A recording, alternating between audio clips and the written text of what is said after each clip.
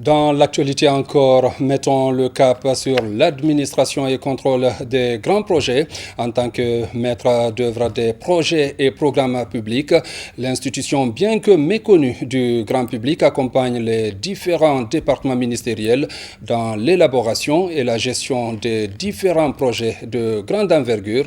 C'est notre focus du jour, signé Mohamed Lamine Kamara.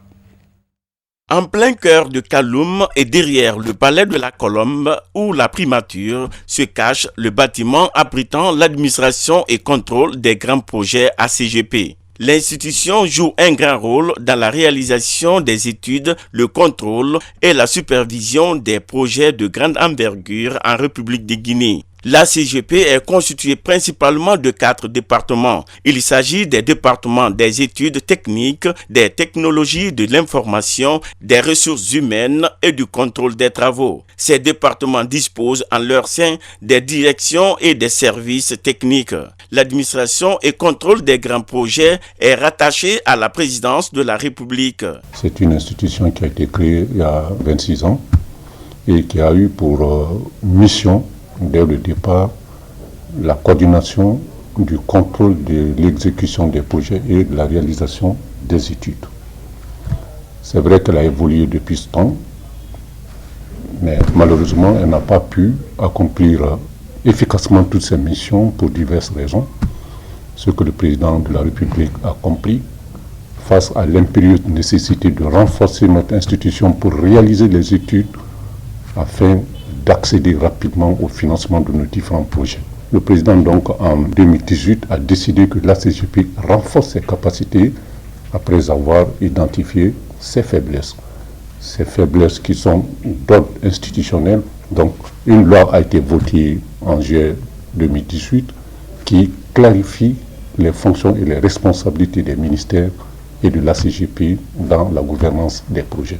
Il y a quelques années, l'administration et contrôle des grands projets s'est engagée dans une dynamique de réforme organisationnelle. L'ambition est d'étendre ses activités à d'autres organismes publics en vue de satisfaire ses partenaires. On a, par rapport à cette loi qui a été prise, décidé de renforcer prioritairement les capacités de la CGP pour pouvoir faire face aux obligations de nos clients. Les obligations de nos clients, c'est la satisfaction des demandes que les maîtres d'ouvrage nous adressent. Pour le bon fonctionnement de la CGP, le département des études techniques reste et demeure la colonne vertébrale de l'institution. Son rôle est de procéder à la conception et à la réalisation des études, des projets et programmes d'investissement public à l'image de Caleta et de Swapeti. La CGP développe 3 produits essentiels. La réalisation des études techniques qui commence depuis l'étude d'avant-projet sommaire jusqu'à la rédaction du dossier d'appel d'offres. Le contrôle et la supervision qui est le 2e produit. Et le 3e produit qui est l'assistance et le conseil.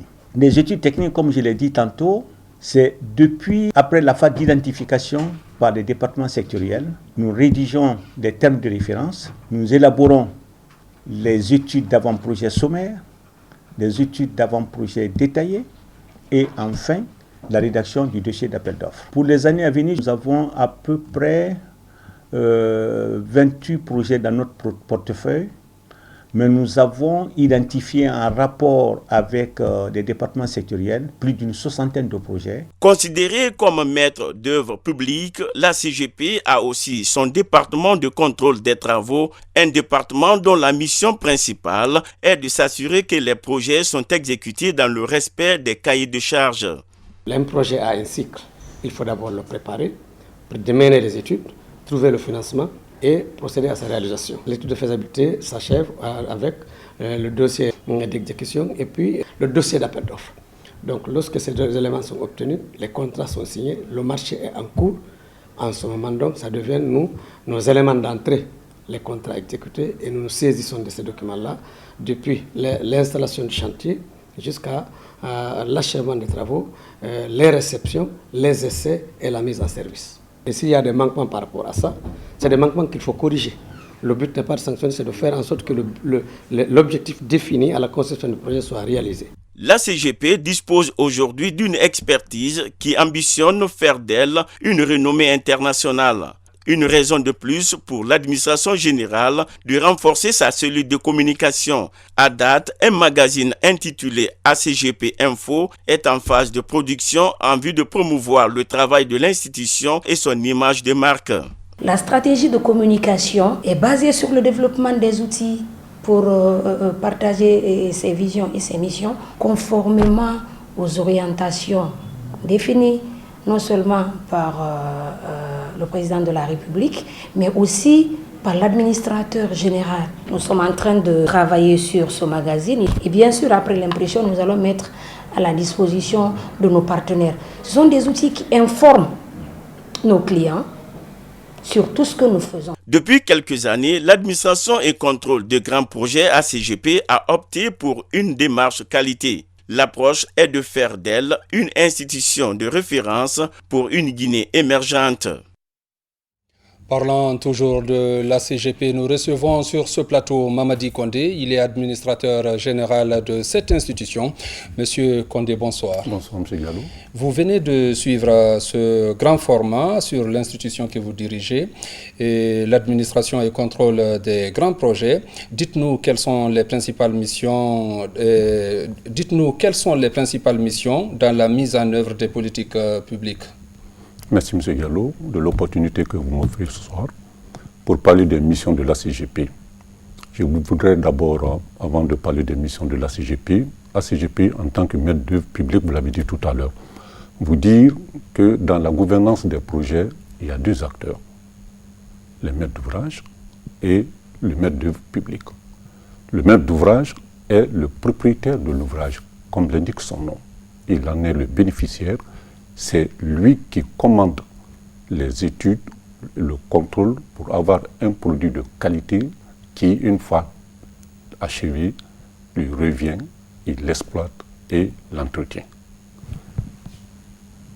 Dans notre cas guinéen, les maîtres d'ouvrage, ils sont nombreux. C'est les départements ministériels, c'est les collectivités centrales, c'est les institutions. La CGP est l'unique maître d'œuvre public. En qualité de maître d'œuvre public, elle a des missions qui sont clairement définies dans la loi sur la gouvernance des projets qui a été votée le 5 juillet 2018 par la loi 027 et qui consacre la séparation de la maîtrise d'ouvrage et de la maîtrise d'œuvre en consacrant la CGP comme maître d'œuvre public exclusif. Elle exerce cette maîtrise d'œuvre à travers trois produits. C'est les études, c'est le contrôle, c'est le conseil et l'assistance au maître d'ouvrage. Un projet, avant d'être réalisé, doit être étudié pour s'assurer de sa faisabilité. Cette étude porte sur les parties techniques, économiques, financières et environnementales. Il faut que l'étude technique permette de définir les caractéristiques, les spécifications techniques du projet qui fait l'objet de la demande du maître d'ouvrage, que les études économiques et financières permettent de connaître le coût du projet qui doit être réalisé, de dégager les avantages, c'est-à-dire qu'est-ce que le projet, l'ouvrage réalisé par le projet apporte. Enfin, il faut que l'étude permette de savoir si la zone d'implantation du projet n'est pas impactée, c'est-à-dire si l'environnement n'est pas affecté par la réalisation du projet. Le cas échéant, l'étude permet d'établir un plan de gestion de ces impacts environnementaux. Vous venez de dégager les missions de la CGP. Ce n'est pas terminé. Alors allez-y. Ce n'est pas terminé. Ça, c'est les études.